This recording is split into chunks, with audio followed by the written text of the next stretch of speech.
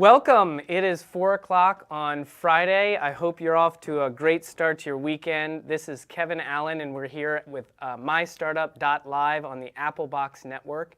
I am blessed to have a great show for you today. We have Mr. Austin Stofer. Austin, welcome. Thanks for having me. Thank you. Austin is with Siëo, and you're going to have to spell that for me. Siëo. There you go. Sieo.io is their website. Siëo is a new company that is out of the Chapman incubator. Why don't you tell me a little bit about that? So, Siëo, what we do is we actually help startups start up. All of us are Chapman students. There's actually a group of 9 of us. So we were lucky enough that Chapman gave us 2 offices right across the hallway from each other for us to run our entire operations out of. So if you are a Chapman student, you should be watching this and learning from one of your peers. But as well, if you're a startup, whether you're in the production world, media world, you've got a new product, fashion, lipstick, it doesn't really matter. A startup has a similar process, am I right? Absolutely. There's a couple common denominators amongst all companies that we've kind of identified that every single company is going to have to go through. And that's kind of what we're doing here at Siëo, and that's what we're helping these companies with. So the question is, if you have a startup and if you're interested in getting that business off the ground, you need to have a tool. And this is what Siëo has come up with, right? It's a tool. Absolutely. So, give you a quick rundown of what exactly Siëo is. Siëo is a modular dashboard with all the different tools an entrepreneur will need. So you can come to us, you can validate your ideas through us, you can check your competition, you can build your team. Now once you start legitimizing your company a little bit more, you can incorporate through us. We'll kind of explain why you're doing all this stuff through an ELI 5 process. It's called Explain Like I'm 5. And we'll just kind of help you learn from our mistakes so you don't have to make the same mistakes we did. So you've made some mistakes in the past. Oh, absolutely. I come from a long background of successful and failed companies before.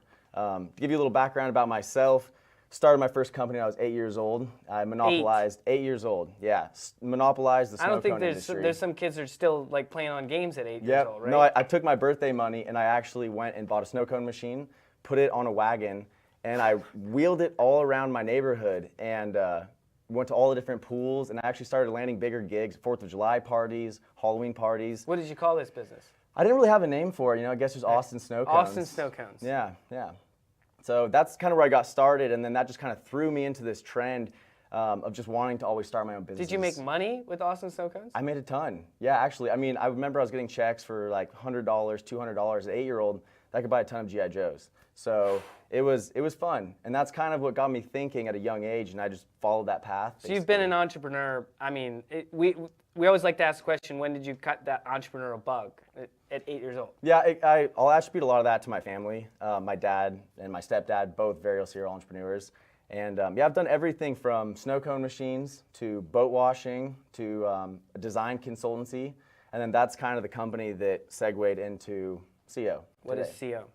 So we have a video to show, and this video is not only it's new, but it's telling the audience about some program you have in the education space. Yep, absolutely. Why don't you kind of preview the video a little bit? So this has never been seen before. It's a little preview where you guys get a sneak peek into it.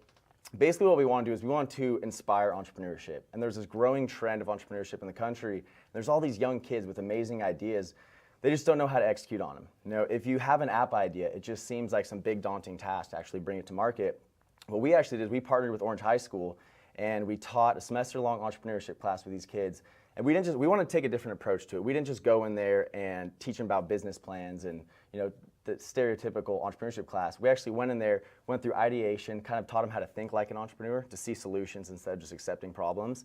And we actually identified a problem, which was attendance at high schools, and we worked all the way through it. We now have a prototype, and we're crowdfunding it. We've got a group of 10 kids that we're working with over the summer. So you're helping high school students essentially start up this business that helps them attend schools more regularly. Yeah, absolutely. So keep them in school and help them start a business. Yeah, and a lot of these kids are graduating, and they didn't really have that many plans going outside of high school, a couple of community colleges and whatnot, but we want to show them that there's other paths. You don't have to just go to college. You don't have to just go into the 9-to-5 lifestyle. You can go start your own company, and it's not as hard as a lot of these kids would think. So Siëo at Chapman High School, let's see what you guys are doing.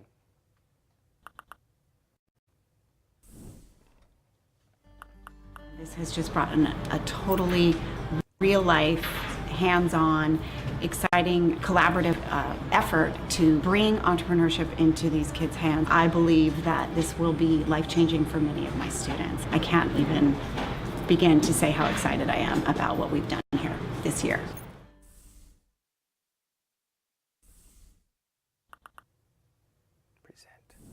Present. Yeah. Be present. Be present. So be present. That is what you've been doing with Chapman High School. Yep. I'm sure that they appreciated that, and I'm sure the students had a great time. Oh, absolutely. My favorite part, yesterday they actually had their graduation. So we went there and we got them some Siëo color tassels. And I love that a lot of these students are coming with us and they're gonna work over summer, but we had one student who came up to me and he said, yeah, I'm gonna come work with you guys, but now I've got my own app idea. And that's really what it's all about for me, is just kind of getting these kids thinking like... Inspired. Exactly, that you guys can do this. There's so many great ideas out there, and we're hopefully gonna build the tools to help make it a little easier to execute on it, but we have to start somewhere, and we're gonna start with the I think just like live streaming, and we're live streaming right now on Facebook, just like live streaming, that's really the biggest reason why people don't do it and why people don't start new companies. This is the fear. Yeah, absolutely. So you're helping essentially with this packet, this sort of blanket you put over top of the entrepreneur. You're giving them a sense of confidence that they're going to be, they're going to have the tools necessary and the advice necessary to move forward. Absolutely. And on that note of failure, I think that's one of the main reasons why entrepreneurs don't pursue their ideas, because they're scared of failing. But failure is the most important part of entrepreneurship. You're going to learn from your mistakes. You're going to grow from all these failures. And sometimes what happened to me is I failed a startup before Siëo. That failure actually led to the creation of Siëo. So had I not, we wasted a little bit of money there. Had we not made that mistake, Siëo wouldn't have been what it is today. What was that you were just mentioning? So it was called Filter. It was pretty cool. It was a little old business model. Basically what it was is, imagine Yelp with a machine learning algorithm behind it. So it would learn about you through your interactions with the app. Okay, so a little AI, a little bit of... Yeah, exactly. Basically what ended up happening, and this is a good little story for everyone who's listening, we had to buy data from Foursquare. And when you buy data, you have to give them a little description of what you're going to use it for. So we told them, we're building this cool AI-backed Yelp kind of deal. Well, 2 months later, they launched their app called MarsBot. That, we can't compete. It's Dave and Goliath. They're a multi-billion-dollar company. But it was a great learning experience for us. So obviously you're helping new entrepreneurs and they're giving you their ideas sort of freely. So do you sign non-disclosures with these folks? And yeah, some of them, you'd be surprised. I actually thought we were going to have a lot more people requesting NDAs, but we're a group of young, energetic entrepreneurs. And I think people can kind of see that we're not just going to go run off with their ideas. We've already got too much on our plate. We're trying to build our own startup at the same time. So most people are pretty trusting of us, and we have this kind of saying, the first consulting meeting when someone comes to meet with us, you have to tell them one thing new, one thing they haven't heard. And a lot of times it's something big, and they're like, wow, these guys are actually giving us some good feedback. So people tend to trust us, and we've done some good work for these clients. So speaking of your team, I know that part of being a good startup means having a solid team, rock solid team. Yep. Why don't you take a moment and give a shout out to your team? And I'm going to ask also the audience, because you're all watching, I hope, that each one of you share this feed, and it's really easy. Just right at the bottom, hit share it on your feed, and that is going to give us a bigger audience and help, again, new entrepreneurs learn about this new tool. Absolutely. So quick shout out to all my Siëo boys, Matt, Kyle, Connor backstage over there, Bennett, you've been killing it, man. Alex killing with social media, Clapper, Nick Clar, he's out in France right now, so I'm not sure if you're watching, but I appreciate you. And yeah, the team is the most important part of a startup. It's the backbone to your company. When I talk to a lot of investors, they say they're betting on the jockey. They're not necessarily betting on the horse. So as long as you've got that strong backbone and a complementary team, you can't have 5 business dev guys. You can't have 5 tech guys or 5 designers. You really kind of want to have a well-balanced team, and that's what's going to differentiate you from a lot of the other startups. How do you find the right, and how do you determine that they're the right member for your team now? So I'll tell you how I did it. The way I went about building the team is, for one, I was kind of lucky. I came out of a startup, so I was able to pick my favorite guys from that company and then wash the rest. Exactly, bring them with me. Sorry guys. But basically, I went around to all the different schools. So for any college entrepreneurs, a good place to start is your college. So go to the design department, okay? Go to the tech department, go to the business school, go to the economics school. And if you maybe get out flyers, if you're trying to build a team, put a little roster of what you need, start putting them all around school. It's really cheap to go to Kinko's and print out some stuff. And that's where I would start, absolutely. And then there's tons of online resources. Of course, a lot of these people are looking for salaries and whatnot. Being an early stage company, you don't have money to pay them. So we call it sweat equity. So basically you have to sell people on the vision and the idea enough so they'll come work with you. And how do you get, in that sweat equity, are you offering them a percentage of the company? Are you offering them, some sort of long-term value, that, financial value? Yeah, no, absolutely. So, and the amount of equity that you offer them, that's kind of up to you. There's also a lot of online resources that'll kind of help you gauge how much you should be giving them. But yeah, you offer them equity, a vesting plan. So they'll earn some equity over time. So you don't just, a lot of people are like, I don't want to give away 4% of my company, but they don't realize that it's on a vesting schedule. So you'll earn that over time. You have to stay with the company for 4 years in order to earn all that equity. That's right. Yeah, so. So do you have tools inside of your package to help with that equity division and the monetary elements of, let's say, cash, well, not cash inflow, but investment income, as well as, the eventual revenue that's coming out of the outside, side? Absolutely. One of the things we realized that, we're not only inspiring entrepreneurship, we're trying to educate them too. So we have this ELI 5 process that explains in detail and very simplistic manner why you should be doing this type of stuff. And we will show you how much, on average, how much your CTO is going to be getting based off their skill level, how much your other co-founders are going to be getting. And we'll kind of help you distribute that so a lot of these, these new startup founders, they don't get themselves in trouble giving away too much of the company early on. Let's talk about the roles of the new members of a startup, right? You clearly have the CEO. This is the CEO, founder, Mr. Austin Stofer. What are some of the initial roles that should be filled in that first period that are going to guarantee you get things off the ground?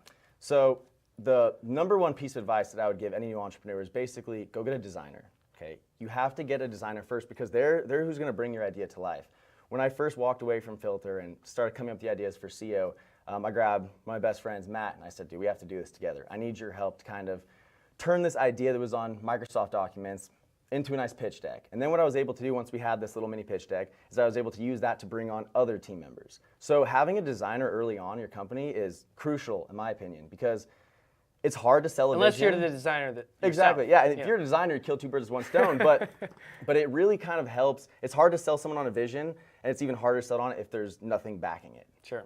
So I would definitely suggest. And every startup in some way has a design element, meaning that it's a technology app that has an interface and design. You have a product, engineer that has to design the initial CAD files for the product, or you have a fashion designer if you're in the fashion industry, right? One thing that a lot of people think designer is just logos, websites, UI. There's so much more that goes into it. You really want someone who can help you make your business plans look nice. You're going to be showing a lot of material to investors and to future team members. And if your business plans look nice, if all the internal facing documents look nice, it's even more shocking to people. They're like, wow, this is laid out so nice. And you've got your logo up in the corner and it's color coordinated and everything. So there's a lot more that goes into the design than just the logo, just the website, just the UI. What about communications? I mean, I come from a communications background, so you have a designer, maybe also someone that's in the communication side, because obviously with social media, with press relations and so on and so forth, you're going to need that. Oh, absolutely. I mean, so we just brought on a newer team member, Alex, and he's our social media guy. I met Alex. You met Alex, you did. Came from the School of Comm, and that's crucial. You really want someone who understands social media and interpersonal communication and what your target audience is looking for. You could have a great message and a great product, but if you're not communicating it effectively in a way that your audience will best receive it and it'll resonate with them, then you're kind of hurting yourself there. So communication is key in these startups, getting your message out the way you want it to be perceived, not just the way you think it's going to be perceived. Right. Yeah. So you have the marketing communications guy, you have the product designer or CTO in that case if you're a tech company. What's next? So our next plans, this is kind of my BHAG. We've got a little thing here at Google, we're coming for you, by the way. We're following your rule, your 80-20 rule, where basically 80% of the time, all of our guys work on Siëo. 100% what we're tasking them to do. Okay. Now, 20% of the time, we open up to them to have a passion project. My 20% that I've picked up is international expansion. One of my good friends, Saeed, he's from Dubai, a very, very smart man, speaks 5 languages, and he's really into international business. And Dubai, there's a booming startup economy over there right now.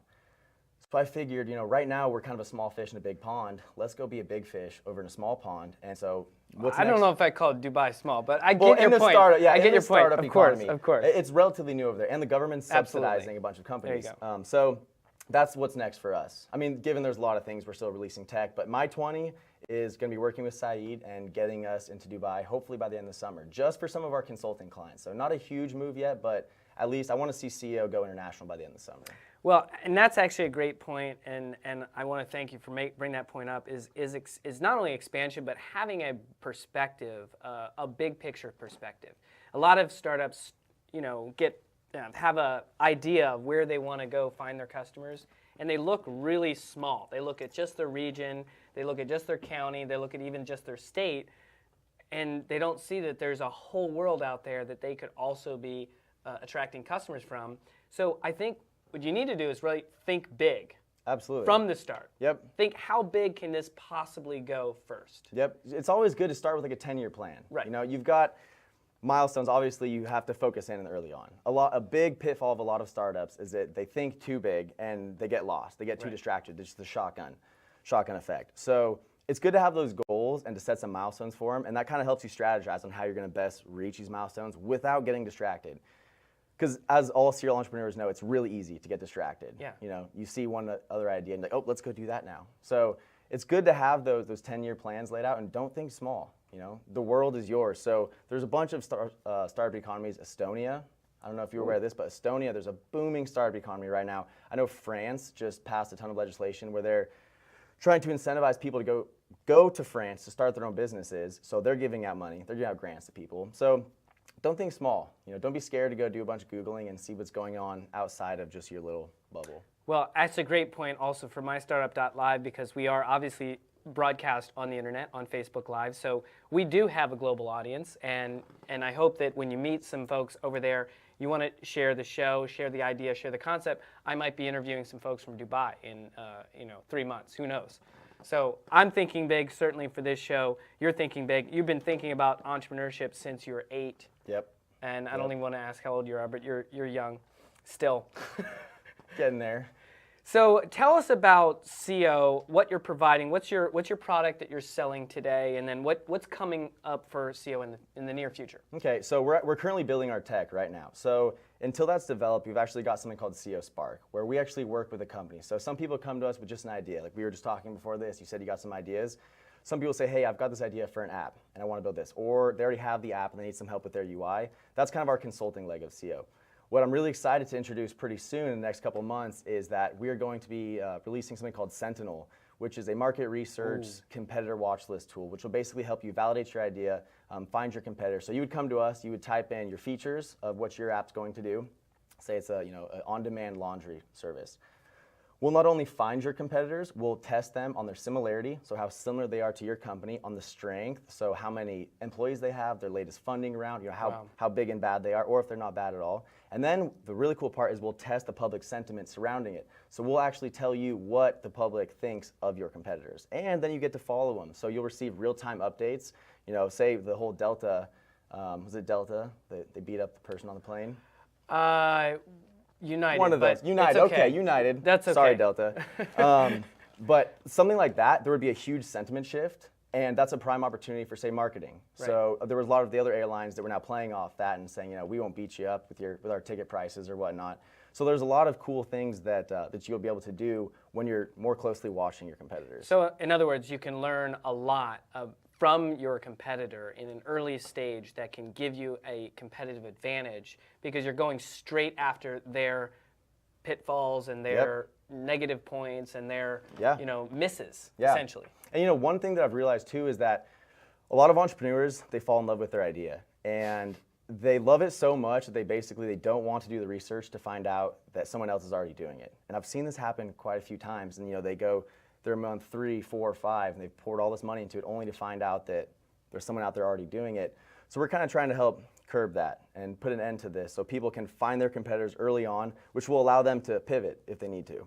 Well, and a lot of startups are fearful that because there's a competitor already out there and the competitor is doing fairly well, that their idea will not be taken seriously, or they will not be able to compete with that big Goliath, right? The David versus Goliath, factor.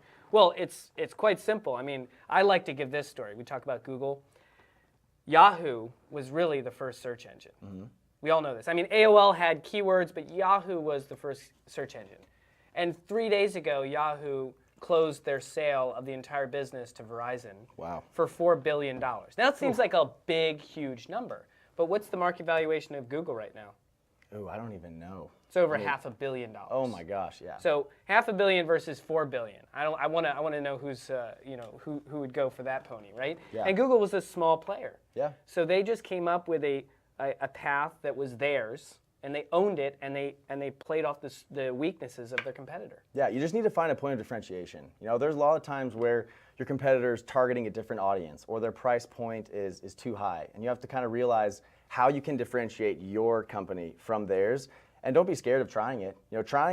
Just taking that first step is the most important part. That's when you're gonna make all the mistakes and learn everything that comes out of that. So, yeah, that's kind of what we help them identify early on. So not only are you offering consulting services through SEO Spark, but you have SEO Sentinel is coming up. It's like a landscape tool, right? It's like a company wants to figure out, where to jump into first, right? Yep. Who's their competitors are, maybe where to launch, maybe what venue to choose for a restaurant, for example, maybe even real estate solutions. Basically, what we're kind of trying to, there's a user flow for startups, and there's kind of like a general theme that every company will follow. Well, the first bit is market research. You have an idea, you have to see if someone else is doing it. Once they've validated that, we're going to start releasing different pieces of tech. So then we'll help you build your team. We'll help you legitimize it. We'll give you the legal backbone, so you don't waste. I think average startup legal fees range from $5,000 to $25,000. That can be pretty expensive to a lot of companies. So we'll start with Sentinel, and then we're going to start releasing new mods as we go along, basically unlocking different pieces of your company. So as the startups grow, the tech will be growing with them, and we'll help them grow. And the tech is going to be available in all the platforms, because today it's you got to have every platform, right? Oh yeah, it'll be iOS, Android. It's mainly a web app, so you're going to access it through the website.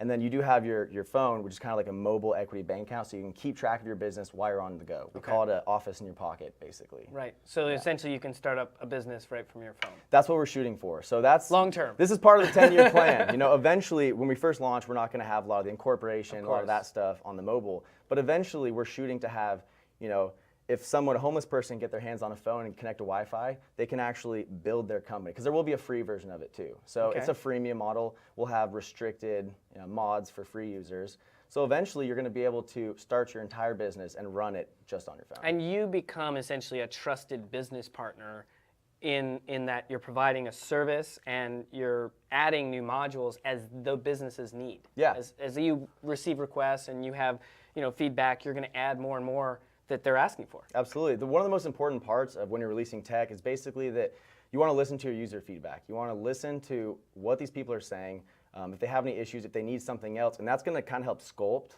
what your final product is. So we're going to release our MVP, minimum viable product, if you guys don't know what that is. It's going to be basically 5 mods, and then that'll get them off the ground. As these companies grow, we're going to start releasing new mods. We see, now you need help with your taxes, you need help with QuickBooks, integration right there. There's so many things that the mod store, eventually, the goal is to have hundreds of different mods. I love what you just said about feedback, because I was listening to podcasts the other day, Kevin Rowe's podcast, great podcast on SoundCloud. He's interviewing Elon Musk. He says, one piece of advice would you give new entrepreneurs, right? And he says, actively seek negative feedback. Yep, no, absolutely. I always tell people, I don't want to hear the good feedback. The negative feedback is where you're going to get the most growth out of. The people that tell you, oh, I love this is the best idea ever, you're going to kill it, they're kind of doing you a disservice. Right. You want people that are going to be a little tougher on you and ask you the hard questions, because I guarantee when you get into that investor meeting, they're going to be asking those questions. So if you you're going to be better prepared. Absolutely. So seek out negative feedback, as long as it's constructive. As long as they offer criticism and then a potential solution to it. That's right. Yeah. Yeah, and not only that is remember that negative feedback, document it, and document that you've changed, and even use communications to offer to your audience and your users that you have made that change. Yeah, no, absolutely. Definitely send. I mean, that's the glory of push notifications now. You know, you can say, hey guys, we know you didn't like this, but we just updated it. Check this out. You send it across your socials. But definitely stay engaged with your users and listen to them, most importantly. A lot of companies, they think what they've come up with is the best thing ever. And a lot of companies will actually spend a lot of time and effort developing products and tech that people don't really need, all these fancy features and whatnot. I wouldn't suggest doing that. Get something out there that's lean, that your users can play around with, and they'll kind of help you refine it so you don't waste a lot of money building something that someone's not interested in. Yeah. Start simple. Yep. Start small, but think globally. Think big. Yeah. Develop a 10-year plan. Yeah. Build your team, strong team. Listen to negative feedback. This is a great show. I really want to thank you, Austin, for coming in. What you're doing with, obviously, Chapman High School, Chapman University, with Siëo is really needed in the startup environment. You know, and I think your product is definitely going to succeed. Thank you. I want to wish you the best of luck. Thank you very much. How can people find Siëo? So go to Siëo.io. That's our website. We've got a link to all of our socials on there. We update our Twitter, our Facebook, our Instagram pretty frequently, and we're always, you know, keeping our followers, our users up to date with what's coming next. So we're releasing a ton of cool stuff soon, guys. So keep an eye out. So if you have a new startup venture, if you're trying to start a business and you don't know where to start, Siëo is a great place to put your first step and listen and learn from guys that have obviously started and failed and then started and succeeded. Yeah, so. no, absolutely. You know, one piece of advice I'd give to everyone, and I've kind of followed this my entire life, is a wise man learns from his own mistakes. A wiser man learns from the mistakes of others. So be smart. Don't go waste a bunch of money. Come talk to us. We've already made the mistakes. We've made the costly mistakes, so we kind of save people that, you know, that long, expensive learning curve. They get to skip that entire thing. We've already done it with numerous businesses, numerous industries, and this is what we love. I mean, we're all very, very passionate about this. I can't think of one thing that I'm more passionate about that I love doing more than working with new companies and helping them succeed. This is a great, great tool, and I want to thank you. MyStartup.Live. This is close of our 4 o'clock show, our second show. Please tune in. Please share the show, and look forward to our next guest next week. Yep, I'm excited. Thanks for having me. Thanks, Austin. All right. Thanks, Kevin. Have a great weekend.